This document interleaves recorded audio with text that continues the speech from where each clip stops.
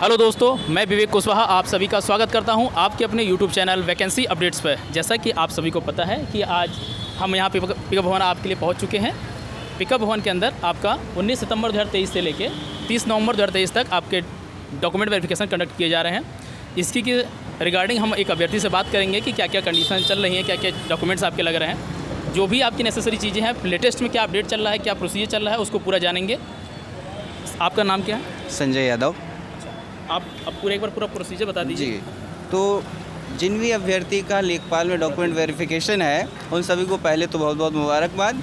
और document verification कराने जो भी आ रहा है वो अपने कुछ डॉक्यूमेंट्स को ज़रूर अपने साथ, जैसे हाई स्कूल का सनद अगर जिसके पास है वो लाए और प्रमाण पत्र भी साथ में लाए। इंटर का अगर सनद और आप सनद और अगर मार्कशीट है वो भी साथ में लाए। पीएच सर्टिफिकेट अगर ऑनलाइन वाला जिसके पास है, मीन्स यूडीआईडी कार्ड जिसका है, वो उससे एक सर्टिफिकेट निकलता है, उसको साथ में लेकर आए। अगर ऑनलाइन वाला नहीं है उनके पास, जैसे बहुत से कैंडिडेट ऐसे हैं जिनके पास ऑनलाइन वाला नहीं है, तो ऑनलाइन नहीं है तो क्या कर सकते हैं उनके लिए? तो उनके लिए जो हैंड रिटन मिलता है चीफ मेडिकल ऑफिसर से, वो भी उसका काम आ सकता है। मतलब वैलिड है यहाँ पे रिटर्न वैलिड है जी, वैलिड है, वो वैलिड है। इसके अलावा ज़्यादा डॉक्यूमेंट्स की नेसेसरी नहीं है। जो कैंडिडेट एससी, एसटी और ओबीसी आते हैं वो अपना निवास प्रमाण पत्र और जाति प्रमाण पत्र ज़रूर साथ लाएं।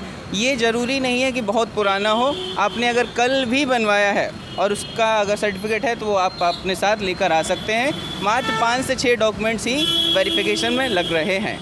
जैसे कौन कौन से डॉक्यूमेंट्स लग रहे हैं? जी, हाई स्कूल की मार्कशीट और जिसके पास सनद है वो लग सकता है। इंटर में इंटर की मार्कशीट और सनद लगेगा। इसके अलावा जाति प्रमाण पत्र जिनका लग रहा है वो लगाएंगे।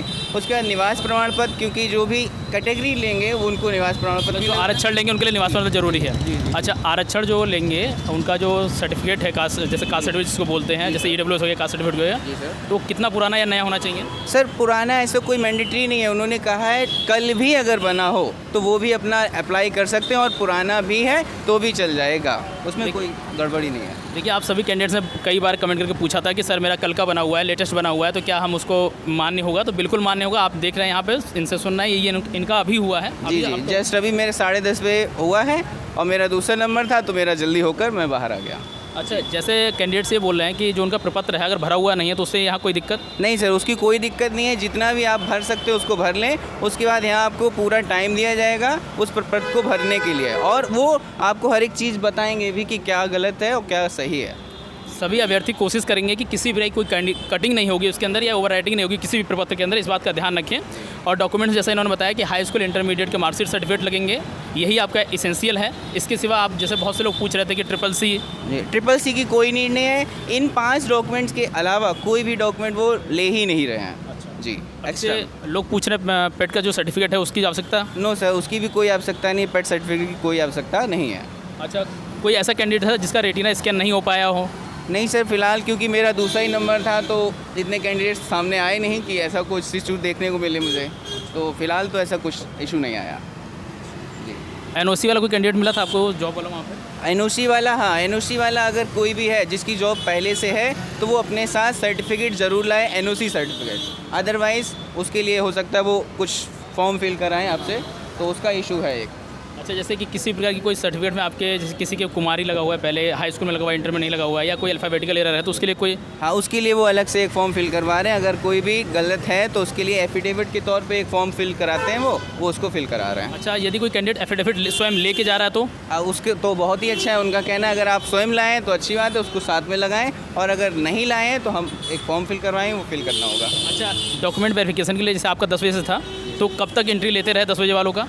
यही नियर अबाउट आधे घंटे तक चल रहा था। अच्छा जी। और जैसे कोई लेट आ रहा है तो उसको आने दे रहे हैं या फिर कुछ ऐसा? जी, उसको आने दे रहे हैं, ऐसा कोई इशू नहीं है। थोड़ा रिक्वेस्ट बच्चा करता है तो उसको आने देते हैं। जी, ठीक है।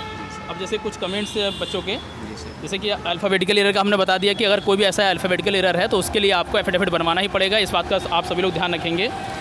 और देखिए, ऑनलाइन जैसे जो लेखपाल फॉर्म अप्लाई किया था उस एप्लीकेशन फॉर्म की आवश्यकता है क्या? नहीं सर, उसकी कोई आवश्यकता नहीं है। जी, एप्लीकेशन फॉर्म कोई कुछ कैंडिडेट्स ने पूछा था कि क्या मार्क्स जुड़ेंगे इसमें हाई स्कूल इंटरमीडिएट के? नहीं, ऐसा कुछ उन्होंने फ़िलहाल तो नहीं बताया। अब हो सकता है गोपनीय हो, वो तो गोपनीय ही रहेगा इसका। देखिए, मैं आप लोगों को पहले ही बता चुका हूँ, आपके मार्कशीट से जो भी आपके परसेंटेज है उसका कोई भी इफेक्ट नहीं पड़ने वाला है किसी प्रकार मेरिट पे। तो इसलिए आप सुनिश्चित कर लें कि इसका कोई भी प्रभाव नहीं है। आपको सिर्फ अपने हाई स्कूल इंटरमीडिएट के सर्टिफिकेट लगाने हैं, मार्कशीट सर्टिफिकेट, जो भी आप आरक्षण चाहते हो उससे संबंधित सर्टिफिकेट चाहिए आपका, और निवास सर्टिफिकेट चाहिए। और जो भी पीएच कैंडिडेट हैं उनके बारे में कुछ बता दीजिए आप। जी, पीएच कैंडिडेट्स के लिए मैं कहना चाहूँगा वो घबराएं नहीं और ज़रूर अपना डॉक्यूमेंट वेरिफिकेशन कराने आए, जिससे कि अगर आपको किसी फॉर्म में गलती लगती है कि ये चीज़ गलत हुई है तो वो बाकायदा यहाँ पे आपको फिल कराई जाएगी। और आने जाने की सुविधा बाकायदा लिफ्ट वगैरह यहाँ पे अवेलेबल है, तो आने जाने में भी ऊपर कोई भी दिक्कत नहीं होती है। किसी पीएच कैंडिडेट को कोई भी दिक्कत नहीं है सर। जी ठीक है। जी। अच्छा, ये बताइए कि जैसे आप जब वहाँ अंदर गए थे तो आपको टोटल कितना समय लग गया वहाँ पे? लगभग सर क्योंकि टाइम से पहले ही पहुँच गए थे हम लोग, 10 से थोड़ा पहले ही बुला लिया गया था अंदर, तो उसके बाद लगभग 45 मिनट तो बैठना ही पड़ा हम लोग को। अच्छा, टेबल पे कितना टाइम लगा होगा आपको? टेबल पे मैक्सिमम 15 to 20 मिनट्स, 15 से 20 मिनट ही लग रहे हैं एक कैंडिडेट पे। कोई ऐसा था जैसे किसी का एड्रेस चेंज हुआ हो तो उसके रिगार्डिंग कुछ? नहीं सर, ऐसा कोई इशू नहीं था फिलहाल। अच्छा, अभी कोई ऐसा कैंडिडेट मिला नहीं, आपको नॉलेज में नहीं है? अच्छा ठीक है, हम लोग कोशिश कर रहे हैं और कोई भी कैंडिडेट ऐसा होगा तो आप लोग को अपडेट किया जाएगा। आपका अनुभव यहाँ कैसा रहा या स्टाफ की? स्टाफ बहुत ही अच्छा है और हेल्पफुल है। इवन मैं अगर बता दूं, जैसे कि मेरे पास एक पीएच कार्ड का फोटो सर्टिफिकेट नहीं था, फ़ोटोकॉपी नहीं थी, तो वो सर खुद ही नीचे गए और फ़ोटोकॉपी करा के लाए। इतने हेल्पफुल है पीएच। देखिए, मैं पहले भी आप लोगों से बता चुका हूँ कि यहाँ पे जो भी आयोग के स्टाफ है वो आपकी ही हेल्प के लिए है और ये पूरी तरीके से आपको सपोर्ट कर रहे हैं। जिस भी कंडीशन जहाँ तक ये आपको सपोर्ट कर सकते कर रहे हैं, बस आपके कोई भी डॉक्यूमेंट गलत नहीं होने चाहिए, आप जेन्युइन कैंडिडेट होने चाहिए, आपकी तरफ से कोई भी गलती नहीं होनी चाहिए। यदि आपकी तरफ से कोई गलती नहीं है तो आपको पूरी तरीके से पूरा सपोर्ट किया जाएगा।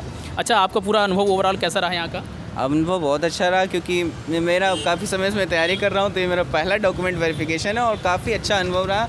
जैसा कि मुझे बहुत घबराहट हो रही थी जब मैं वहाँ बैठा, तो उसके बाद सब नॉर्मल हो गया, क्योंकि सर लोगों ने सारी चीज़ें ब्रीफली कम से कम 10 से 15 मिनट बताएं कि कैसे फिल करना है और क्या छोड़ देना है और किस हद तक फिल करना है। अगर गलत हो जाता है तो कट करके उसके आगे साइन बनाना है, आपको साइन करना है। इस तरीके से बहुत ही हेल्पफुल हैं वो लोग। अच्छा, जैसे बहुत से कैंडिडेट ये पूछ रहे थे कि जो फीस रिसिप्ट नहीं है उनके पास, तो उसकी डिटेल्स नहीं भर पा रहे हैं, तो उससे कोई दिक्कत? उसका कोई इशू नहीं है, फी रिसिप्ट नहीं है तो वो वहाँ पे जनरली आपसे साइन करवा लेते हैं और उसके लिए कोई भी अलग से प्रावधान उसका कोई नहीं है। मतलब आपके पास है तो ठीक है, नहीं है तो कोई बात नहीं। ठीक है, टोटल आप बताइए कि बाकी आपको सारी चीज़ें आज सही लगी? जी जी, सारी चीज़ें बहुत ही अच्छी हैं, सभी लोग हेल्पफुल और अच्छे हैं। कोई टिप्पणी आपसे तो नहीं लिखवाई गई? नहीं सर, टिप्पणी पीएच के लिए लिखवाई गई है। जैसे कि पीएच के लिए 4 कैटेगरीज बोली गई हैं लेखपाल में, जैसे AA है, उसके अलावा LC है और HS है। एक और कोई है वो मुझे याद नहीं फ़िलहाल। उसके अलावा जो भी पीएच कैंडिडेट हैं उनके लिए एक, जैसे हम लोग पत्र लिखते हैं महोदय करके, एप्लीकेशन फॉर्म। जी, एप्लीकेशन फॉर्म, तो एक जो वो लोग चेकलिस्ट देंगे उसी में जगह है, उसको फिल करनी है आपको। जी सर। देखिए, आप सभी लोगों के लिए अगर कोई भी प्रपत्र नहीं है, कोई भी डॉक्यूमेंट्स आपके नहीं है उसके रिगार्डिंग या कुछ भी, जो भी पीएच कैंडिडेट्स हैं उनके कई क्वेश्चंस थे, तो जैसा इन्होंने बताया है कि अगर कुछ भी ऐसा है आपका तो उसके रिगार्डिंग आपके जो भी चेकलिस्ट फॉर्म है उस पर आपसे मेंशन करा ले रहे हैं, आपके साइन करा ले रहे हैं। और आपका जब वेरिफिकेशन हुआ था, आइरिस स्कैन हुआ था, उसके बाद कहीं साइन कराया गया था अटेंडेंस? जी सर, एक अटेंडेंस जैसे ही वेरिफिकेशन होता है, जैसे आइरिस स्कैन हो जाता है, वैसे ही वो लोग एक जगह साइन करते हैं और छोटा सा चेकलिस्ट टाइप का ही एक देते हैं, स्लिप देते हैं, जिससे आप टेबल पे जाएंगे जो आपको डॉक्यूमेंट वेरीफाई करेगा उस सर के पास। ठीक है जी सर। पॉज किए तुमने? पॉज ना? हाँ। अच्छा, ये बताइए कि जो कैंडिडेट्स हैं अगर कोई प्राइवेट जॉब में है तो उनको भी एनओसी आवश्यक है क्या? यस सर, उनके लिए भी एनओसी आवश्यक है, चाहे वो प्राइवेट हो चाहे वो नॉर्मल जॉब हो, गवर्नमेंट जॉब से हो, लेकिन उनको एनओसी लाना है। अच्छा, सभी के लिए एनओसी नेसेसरी है? जी सर, सभी के लिए। अच्छा, ये बताइए कोई ऐसा कैंडिडेट था जिसके ऊपर केस चल रहा हो या कुछ ऐसा हो? सर फिलहाल ऐसा कोई कैंडिडेट मेरे सामने नहीं आया, बाद में आए तो उसका पता नहीं। जी सर। चलिए, आपका बहुत बहुत धन्यवाद। Thank you sir, thank you sir.